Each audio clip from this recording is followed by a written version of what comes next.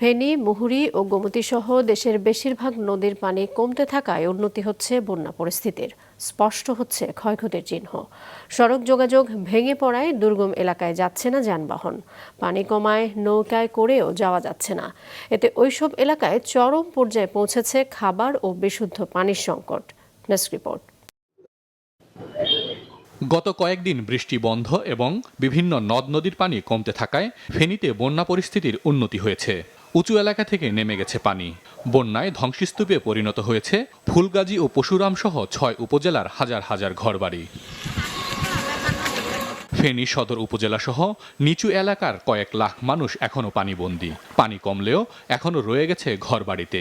অনেক বানভাসীর অভিযোগ ত্রাণ পৌঁছায়নি দুর্গম এলাকায়। কয়েকদিন না খেয়ে কাটাতে হয়েছে তাদের। সহায় সম্বল হারিয়ে দিশেহারা তারা।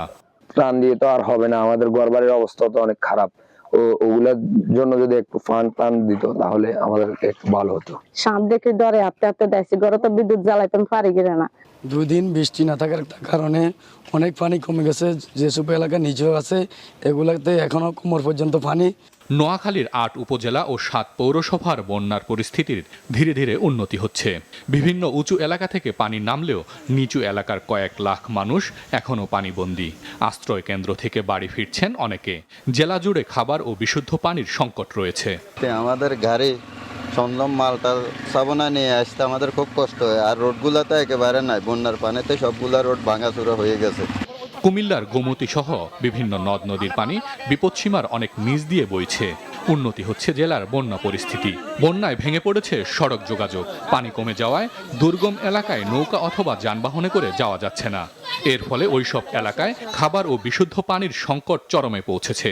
পানিবন্দী অবস্থায় আছি। এখানে আশ্রয় কেন্দ্র আছে সব জায়গায় আর কি। যেমন ধরুন অজপাড়া গ্রামের মানুষগুলো যে স্বাস্থ্য সেবা যে একটা সেবা আছে ওটাতে কিন্তু আমরা বঞ্চিত হইতেছি।